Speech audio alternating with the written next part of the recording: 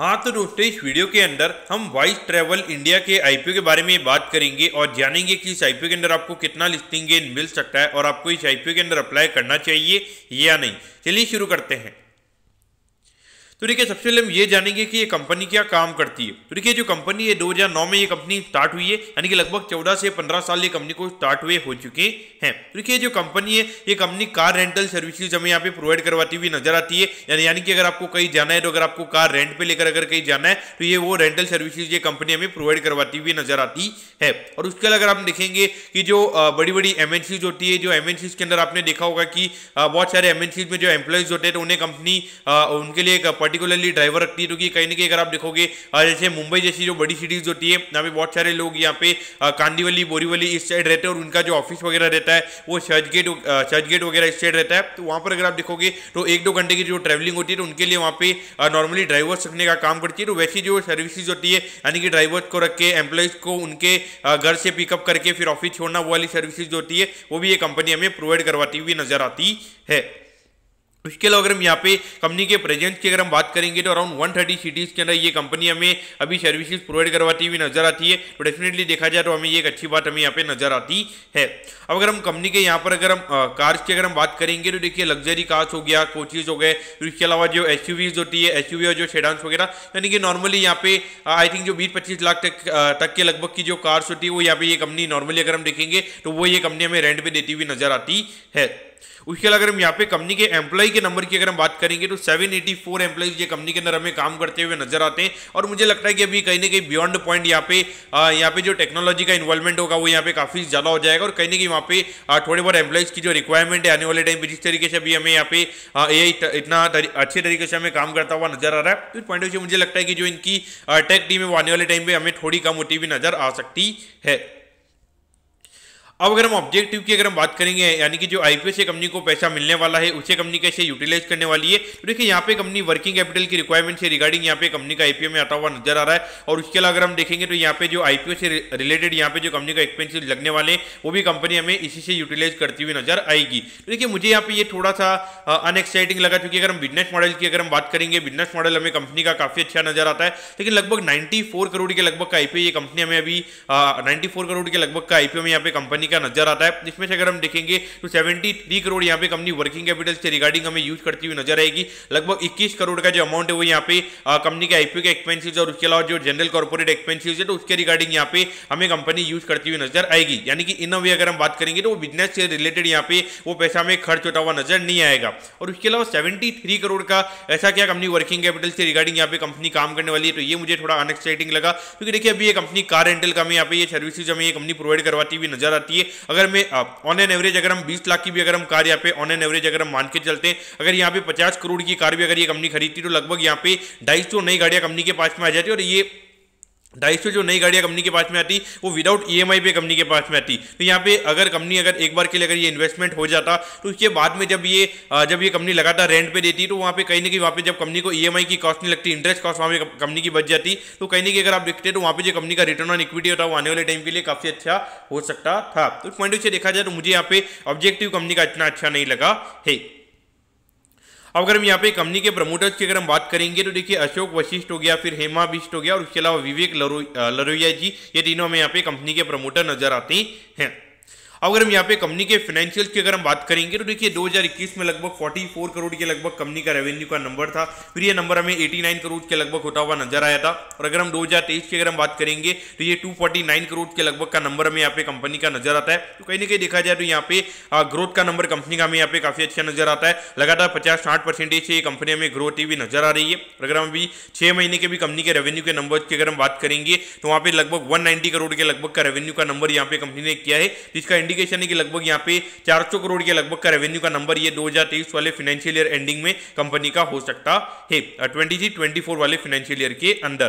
अब अगर हम प्रॉफिटेबिलिटी की बात करेंगे तो यहाँ पे 1 करोड़ 72 लाख रुपीज के लगभग का यहाँ पे कंपनी का प्रॉफिट था, फिर ये नंबर हमें 3 करोड़ 77 लाख रुपीज के लगभग यहाँ पे होता हुआ नजर आया था। और 2023 में अगर हम देखेंगे तो अराउंड 10 करोड़ के लगभग का नंबर हमें यहाँ पे नजर आता है।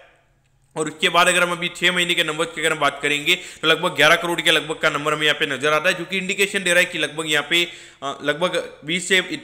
22 करोड़ के लगभग का प्रॉफिट का नंबर यहाँ पे कंपनी का ये फाइनेंशियल ईयर में हमें होता हुआ नजर आ सकता है। लेकिन यहाँ पे मुझे थोड़ा सा यहाँ पे डाउट नंबर्स के अंदर ये लगा है, क्योंकि यहाँ पे लगभग अगर हम देखेंगे 249 करोड़ के रेवेन्यू पे कंपनी ने लगभग 10 करोड़ के लगभग का प्रॉफिट किया था, और यहाँ पर अगर हम देखेंगे 190 करोड़ के लगभग कई रेवेन्यू का नंबर है, यानी कि 20-22% से जो रेवेन्यू का नंबर है वो हमें यहाँ पे कम होता हुआ नजर आया है। और ये रेवेन्यू कम पे कंपनी की प्रॉफिटेबिलिटी कैसे बढ़ गई है, ये मुझे थोड़ा यहाँ पे कंपनी के नंबर से रिगार्डिंग मुझे यहाँ पे डाउट नजर आता है। तो उसके पॉइंट ऑफ व्यू से मेरे ख्याल से जो पिछले साल का नंबर है तो उसके हिसाब से थोड़ा बहुत हम ये अगर हम कैलकुलेशन मान के चलते कि यहाँ पे लगभग 400 करोड़ के लगभग अगर कंपनी 5% के लगभग का मार्जिन करती है तो उसके हिसाब से मेरे ख्याल से 20 करोड़ के लगभग का पूरे साल का यहाँ पे प्रॉफिटेबिलिटी कंपनी की हो सकती है।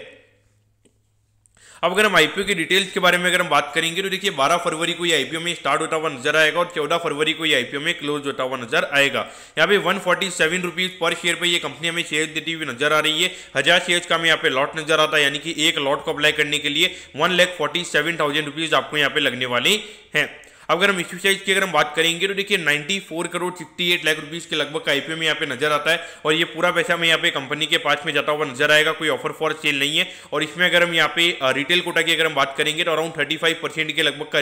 रिटेल कोटा है, यानी कि लगभग आई थिंक 30 to 33 करोड़ के लगभग का रिटेल कोटा में यहाँ पे कंपनी का नजर आता है। और अगर हम देखेंगे 1,47,000 का एक लॉट है, यानी कि लगभग मेरे ख्याल से 2100 लॉट हमें यहाँ पे रिटेल कोटा के अंदर टोटल यहाँ पे नजर आते हैं। और ये जो लिस्टिंग है, ये लिस्टिंग हमें एनएसई के एसएमई प्लेटफॉर्म पे ये कंपनी की हमें लिस्टिंग होती हुई नजर आएगी।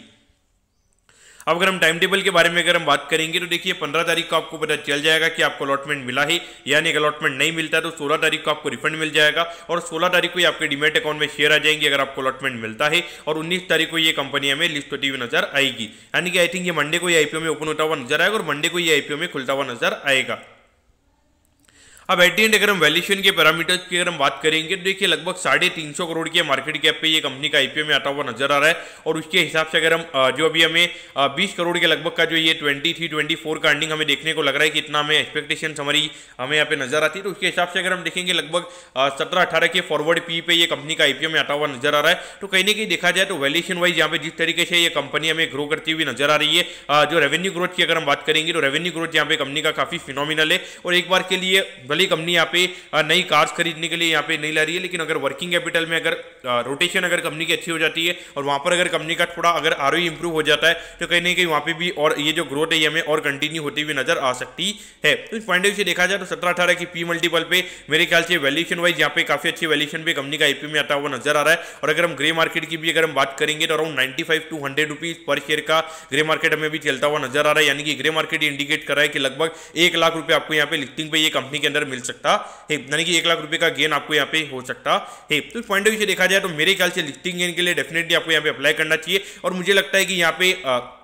अगर मार्केट में कोई अनसर्टेनिटी नहीं आती है तो मुझे लगता है कि लगभग 100 से 150% के प्रीमियम पे भी ये कंपनी हमें लिस्ट होती हुई नजर आ सकती है, ऐसा मेरा मानना है। क्योंकि देखिए अभी यहाँ पे कंपनी की अगर हम बात करेंगे तो बिजनेस मॉडल कंपनी का काफी अच्छा नजर आता है और ग्रोथ कंपनी की काफी अच्छी है, तो उस हिसाब से अगर हम देखेंगे तो मुझे लगता है कि मार्केट एक बार के लिए 35 से 40 का जो पी रेशियो वो यहाँ पे फॉरवर्ड के हिसाब से ये कंपनी को देता हुआ नजर आ सकता है। लेकिन अब आपका व्यू रहेगा कि अगर बाई चांस ये कंपनी 100% के प्रीमियम पे लिस्ट होती है तो क्या आपको लेना चाहिए। तो मेरे ख्याल से देखा जाए अगर 100% पे अगर ये कंपनी लिस्ट होगी तो लगभग 700 करोड़ के लगभग का मार्केट कैप वहां पे कंपनी का हो जाएगा, और उसके हिसाब से अगर हम बात करेंगे तो वहां पे लगभग 35 के लगभग का पी मल्टीपल कंपनी का फॉरवर्ड के बेसिस पर आएगा। तो उसके हिसाब से अगर हम देखेंगे तो मेरे ख्याल से फिर भी ये कंपनी को लिया जा सकता है, क्योंकि मुझे ऐसा लगता है कि अगर मार्केट में अगर आने वाले 5 से 6 महीने में अगर तेजी रहेगी तो ये स्टॉक का भी एक बार के लिए पी रेशियो वहां से 50 का हो सकता है। लेकिन अब व्यू ये आता है कि लगभग अगर बाई चांस ये कंपनी 150 से 200% के प्रीमियम पे अगर ये कंपनी लिस्ट होती है तो मेरे ख्याल से जो भी यहाँ पे जो वैल्यू रहेगी वो मेरे ख्याल से लिस्टिंग के दिन यहाँ पे प्राइस दिन हो जाएगी, तो उसके बाद मेरे ख्याल से बाय करके कोई मतलब नहीं